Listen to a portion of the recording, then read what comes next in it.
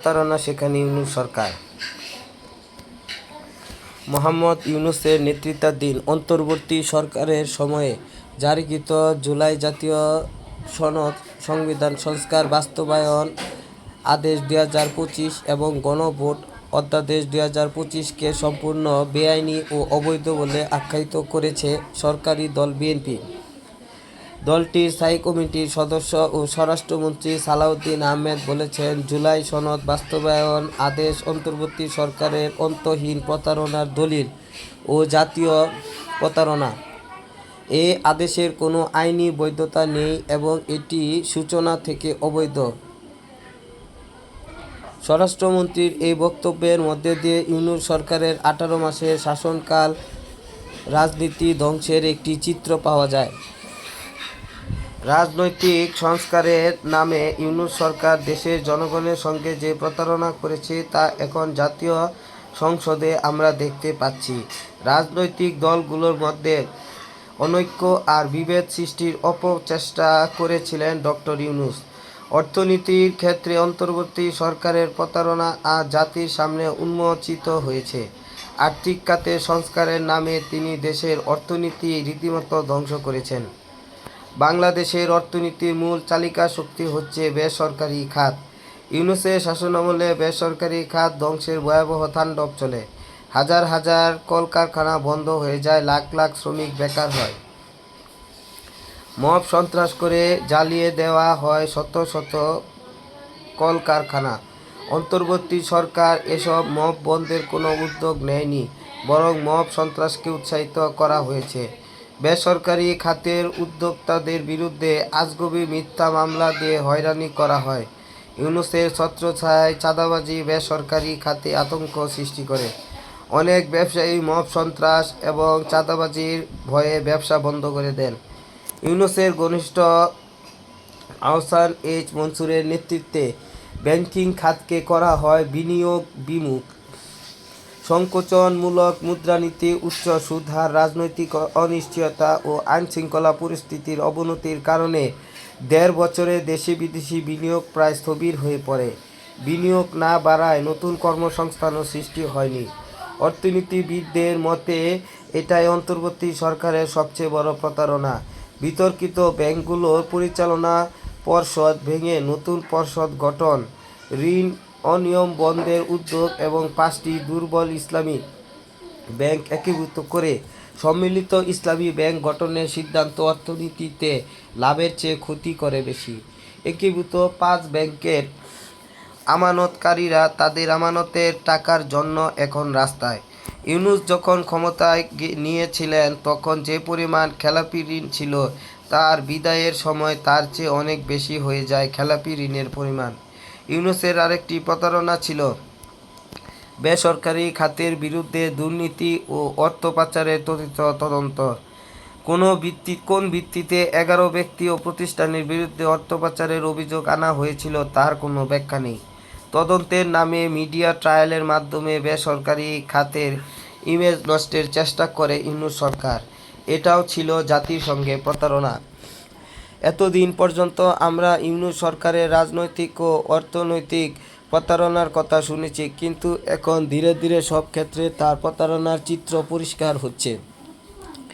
BNP সরকার দায়িত্ব নেয়ার পর যেখানে সমস্যা আর বিশৃঙ্খলা দেখা যাচ্ছে, সেখানে ইউনূসের প্রতারণার চিত্র ফুটে উঠেছে। সারা দেশে হাম নিয়ে চলছে ভয়াবহ স্বাস্থ্য সংকট। হামের টিকা দেওয়া বন্ধ করা হয় ইউনূস সরকারের আমলে। সরকারের সাম্প্রতিক টিকাদান কর্মসূচি হিসেবে অনুযায়ী 2017 থেকে 2023 সাল পর্যন্ত 12 মাস বয়সী শিশুদের হামসহ নানান টিকাদানের হার ছিল সর্বনিম্ন 79, 89 এবং সর্বোচ্চ 103%-এরও বেশি। এর মধ্যে সর্বনিম্ন 89.4% ছিল 2018 সাল আর সর্বোচ্চ ছিল 2022 সালে 103.6%। কিন্তু 2024 সালে টিকাদানের হার কমে যায়, নেমে আসে 86.6%। আর গত বছর অর্থাৎ 2025 সালে এই হার অনেক কমে গিয়ে 59.6%। অর্থাৎ নিয়মিত টিকাদান কর্মসূচি চালু ছিল এবং টিকাদানের উচ্চ হার বজায় ছিল অন্তত 2023 সাল পর্যন্ত। ইউনূস ঘনিষ্ঠ নূরজাহান বেগম স্বাস্থ্য উপদেষ্টা হওয়ার পর একের পর এক ভুল পদক্ষেপের কারণে দেশের স্বাস্থ্য খাত আজ প্রতারিত। অন্তর্বর্তী সরকার বিনিয়োগ আকৃষ্ট করার জন্য ঢাকায় বিদেশি বিনিয়োগ সম্মেলন আয়োজন করেছিল। তাতে বেশ কিছু বিনিয়োগের প্রতিশ্রুতি পাওয়া গেলেও কার্যত কোনো বিনিয়োগ আসেনি। তবে বিদেশিদের কাছে কাজ হস্তান্তর করার ক্ষেত্রে মনোযোগ ছিল পুরোটা সময়। বিশেষজ্ঞদের মত উপেক্ষা করে চট্টগ্রাম বন্দরের নিউ মুরিং কন্টেনার টার্মিনাল পরিচালনায় সংযুক্ত আরব আমিরাতের ডিপি ওয়ার্ল্ডের সঙ্গে চুক্তি সিদ্ধান্ত নেয় অন্তর্বর্তী সরকার। যদিও শেষ মুহূর্তে পিছু হটে ডিপি ওয়ার্ল্ড। সিদ্ধান্তের প্রতিবাদে ধর্মঘট ডাকতে বাধ্য হন শ্রমিক কর্মচারীরা। সরকার আন্দোলনকারীদের বিরুদ্ধে শাস্তিমূলক ব্যবস্থা গ্রহণ করে। গত 17 নভেম্বর চট্টগ্রাম লালদিঘির চরে কন্টেনার টার্মিনাল নির্মাণে ড্যানিশ কোম্পানি এপিএম টার্মিনাসের সঙ্গে চুক্তি করে সরকার। একই দিন পানগাঁওয়ের নৌ টার্মিনাল নির্মাণের বিষয়ে চুক্তি হয় সুইজারল্যান্ডের কোম্পানি ম্যাডলগের সঙ্গে। এসব চুক্তি নিয়ে মিথ্যাচার ও প্রতারণা করে ইউনূস সরকার। শেষ সময়ে বিদেশিদের সঙ্গে বেশ কয়েকটি চুক্তি নিয়ে অন্তর্বর্তী সরকার জাতির সঙ্গে প্রতারণা করে। যুক্তরাষ্ট্রের সঙ্গে বাণিজ্য চুক্তি এবং চীনের সঙ্গে প্রতিরক্ষা চুক্তি করা হয় গোটা জাতিকে অন্ধকারে রেখে। চীনের সঙ্গে ড্রোন কারখানা স্থাপনের G2G চুক্তি, পাকিস্তান থেকে JF-17 থান্ডার এবং চীন থেকে J-10 CE যুদ্ধবিমান ক্রয়, ইউরোপীয় কনসোর্টিয়াম থেকে ইউরোফাইটার টাইফুন ও দক্ষিণ কোরিয়া থেকে সাবমেরিন ক্রয়, তুরস্ক থেকে T-129 অ্যাটাক হেলিকপ্টার ও যুক্তরাষ্ট্র থেকে ব্ল্যাক হক হেলিকপ্টার সংগ্রহ এবং জাপানের সঙ্গে প্রতিরক্ষা চুক্তি নিয়ে বেশ সমালোচনা আছে সব মহলে। এছাড়া যুক্তরাষ্ট্র থেকে বোয়িং কেনার সিদ্ধান্ত এই সরকারের আমলেই নেওয়া হয়। বিদায়ের আগে তড়িঘড়ি করে বিভিন্ন প্রকল্প অনুমোদন ছিল ইউনূস সরকারের আরেকটি প্রতারণা। জানুয়ারি মাসে তড়িঘড়ি করে 1,06,993 কোটি টাকা ব্যয়ে 64টি প্রকল্প অনুমোদন দেওয়া হয়েছে। এর মধ্যে 79,356 কোটি টাকার 40টি প্রকল্প সম্পূর্ণ নতুন। 1.5 বছর মেয়াদে এ সরকার 135টি নতুন প্রকল্প হাতে নিয়েছে, যার মোট ব্যয় ধরা হয়েছে 2,03,000 কোটি টাকা। 18 মাসে 2 লাখ কোটি টাকার 135টি নতুন প্রকল্প হাতে নিয়েছে। এর মধ্যে 38% প্রকল্প নেওয়া হয়েছে ইউনূসের নিজের জেলা চট্টগ্রামে, অথচ 21টি জেলার জন্য কোনো উন্নয়ন প্রকল্পই নেওয়া হয়নি। শুধু ডক্টর ইউনূস নন, অন্য উপদেষ্টাদের, বিশেষ করে ছাত্র উপদেষ্টাদের জেলাতেও বরাদ্দ দেওয়ার ক্ষেত্রে পক্ষপাতিত্ব করা হয়েছে। বিদায়ের আগ পর্যন্ত সেই আইন শৃঙ্খলা একটু উন্নতি হয়নি, বরং দিনে দিনে অবনতিই হয়েছে। ইউনূস সরকারের 1.5 বছরে 1,500 দেশে কয়েক হাজার মবের ঘটনা ঘটেছে। আইন ও সালিশ কেন্দ্র বলেছে অন্তত 300 মানুষ শুধু মব সহিংসতায় মারা গেছে। 2024 সালের চেয়ে 2025 সালে মবের মৃতের সংখ্যা বেড়েছে। শুধু 2025 সালে ঢাকা শহরে 643টি বেওয়ারিশ লাশ উদ্ধার হয়েছে এবং রাজধানীর বিভিন্ন কবরস্থানে দাফন ও সৎকার করা হয়েছে। নদ নদীগুলো অপরাধীদের ডাম্পিং স্টেশন হয়ে উঠেছে। 2025 সালে প্রতিদিন শুধু নদী থেকে 43 জনের মৃতদেহ উদ্ধার করা হয়েছে। কত জনের মৃতদেহ তলিয়ে গেছে বা ভেসে গেছে তা অজানা। দিনে দুপুরে ডাকাতি, চুরি, মারধর এসব ছিল নিত্যনৈমিত্তিক ঘটনা।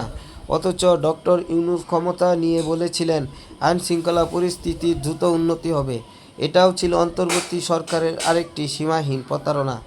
ক্ষমতা নেয়ার শুরুতে মোহাম্মদ ইউনূসকে আন্তর্জাতিক খেলোয়াড় হিসেবে পরিচয় করিয়ে দেওয়া হলেও বাস্তবে তার করা কোনো গোল আমরা উদযাপন করতে পারিনি। পাকিস্তান ছাড়া আর কোনো দেশের সঙ্গে উল্লেখযোগ্য কূটনৈতিক সাফল্য নেই। বলেছিলেন রোহিঙ্গারা এ বছরের রোজা ঈদ করবে মিয়ানমারে, কার্যত সেটা যে হচ্ছে না তা না বললেই চলে। উল্টো এর মধ্যে অন্তত লাখ দুয়েক রোহিঙ্গা নতুন করে বাংলাদেশে ঢুকে পড়েছে। 70,000 সৌদি প্রবাসী রোহিঙ্গা বাংলাদেশের পাসপোর্ট পাচ্ছেন। আরাকান আর্মির গুলিতে আমাদের এক মেয়ে মাথার খুলি উড়ে গেছে। ভারতের সঙ্গে সম্পর্ক তলানিতে গিয়ে ঠেকলেও আমদানি নির্ভরতা কমাতে পারেনি, বরং কথার বাণে সম্পর্কটা বিষিয়ে তুলেছে। 1.5 বছরে একটি দেশেও ভিসা সেন্টারে দিল্লি থেকে ঢাকায় সরিয়ে আনতে পারেনি, ফলে বিদেশে পড়তে যেতে ইচ্ছুক শিক্ষার্থীদের দুর্ভোগ বেড়েছে। যেসব দেশে ভিসা ছাড়া বাংলাদেশে নাগরিক প্রবেশ করতে পারতেন, সেসব দেশের অধিকাংশ ভিসা ছাড়া প্রবেশ নিষিদ্ধ করেছে। বাকি অধিকাংশ দেশ ভিসা দেওয়ার হার কমিয়েছে। যুক্তরাষ্ট্র তো রীতিমতো ভিসার ব্যাপারে নিষেধাজ্ঞা আরোপ করেছে। বাংলাদেশের পাসপোর্টের মান ইয়েমেন, আফগানিস্তান ও ফিলিস্তিনের লেভেলে নেমে এসেছে। 1.5 বছরে 14 বার এবং প্রথম 12 মাসে 11 বার বিদেশ সফর করলেও ইউনূস ম্যাজিক কার্যত ফেল করেছে। কূটনৈতিক নামেও এটা ছিল জাতিসংঘে প্রতারণা। গ্রামীণ ব্যাংকের সফলতা থেকে নোবেল পুরস্কার। মোহাম্মদ ইউনূসের উত্থানের পেছনে প্রধান নিয়ামক হিসেবে কাজ করেছে নারী, কিন্তু তার শাসনকালে নারীরা সবচেয়ে বিপদগ্রস্ত সময় পার করেছে। জনপরিসরে নারীদের বিপদ আগের তুলনায় বেড়েছে। পোশাক নিয়ে তীব্র ভীতি সৃষ্টি করা হয়েছে। এসব করেছে সমাজের উগ্রপন্থীরা। এই শ্রেণীর ব্যাপক উত্থান হয়েছে এই সময়ে, কিন্তু তাদের বিরুদ্ধে সরকার কার্যকর কোনো পদক্ষেপ নেয়নি। ক্রমে বিভক্ত হতে থাকা দেশটাকে একত্র করে ইউনূসের সামনে জাতীয় হিরো বনে যাওয়ার সুবর্ণ সুযোগ এসেছিল। বহু বছর পর আসা এই সুযোগ কাজে না লাগিয়ে পরিষ্কারভাবে দেশটাকে 3 ভাগে ভাগ করে ফেলেছেন তিনি। ডেভিল হান্ট নামে 2 দফা অপারেশন চালিয়ে তৃণমূলে অন্তত 5 লাখ মানুষকে জেলে ভরে রেখেছে। জামিন পাওয়ার অধিকার থেকে বঞ্চিত করেছে। জাতিসংঘ এসবকে মানবতা বিরোধী বলে আখ্যা দিয়েছে। জুলাইয়ে রাজনীতিমুক্ত ক্যাম্পাস চেয়েছিলেন দেশের মানুষ, কিন্তু ইউনূস সরকার গত 1.5 বছর একটি বিশ্ববিদ্যালয় নিরপেক্ষ ভিসি নিয়োগ হয়নি। শিক্ষার কোনো গতি আসেনি। ছেলে মেয়েদের ক্লাসরুমে ফেরানো যায়নি। সারা দেশে ছাত্রদের হাতে শিক্ষকরা নিগৃহীত হয়েছেন।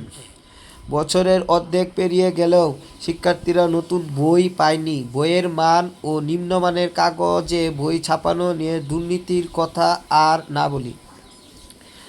সংবাদ মাধ্যম যথেষ্ট স্বাধীনতা ভোগ করেছে বলা হলেও ইউনূস সরকারের 1.5 বছরের তথ্য উপাত্ত সেটি বলছে না। প্রায় সব মিডিয়ায় নিজেদের পছন্দের মানুষ বসানো হয়েছে। এই সময় 30 জন সাংবাদিক এখনও জেলে। 52টি মিডিয়ায় নিজেদের পছন্দমতো লোক বসিয়েছে সরকার। হামলা চালিয়ে সেসব মিডিয়া দখলের ঘটনাও ঘটেছে। বাংলাদেশ প্রতিদিন, কালের কণ্ঠ, ডেইলি সান কার্যালয়ে হামলা ও ডেইলি স্টার ও প্রথম আলো পুড়িয়ে দেওয়ার দায় এবং সে সময় সরকারের নিষ্ক্রিয়তা মোহাম্মদ ইউনূসকে আজীবন পিছু তাড়া করবে। গত 1.5 বছরে মুক্তিযোদ্ধাদের যেভাবে অপমানিত হতে হয়েছে, গলায় জুতার মালা পরিয়ে ঘোরানো হয়েছে, নানান জায়গায় মার খেতে হয়েছে, দফায় দফায় 32 নম্বর বাড়িটি ভাঙা হয়েছে, বঙ্গবন্ধুকে যতবার নিগৃহীত করা হয়েছে, গত 54 বছরে এমনটা আর ঘটেনি। ইউনূস সরকার খেলাধুলা নিয়ে জাতির সঙ্গে প্রতারণা করেছে। বিশ্বকাপ ক্রিকেটে বাংলাদেশের অংশগ্রহণ না করার সিদ্ধান্ত ছিল অন্তর্বর্তী সরকারের অন্তহীন প্রতারণার আরেকটি অধ্যায়। বিগত 18 মাস বাংলাদেশের জনগণ শুধু প্রতারিতই হয়েছে। ধন্যবাদ স্বরাষ্ট্রমন্ত্রীকে এই প্রতারণার কথা জাতীয় সংসদে উপস্থাপন করার জন্য।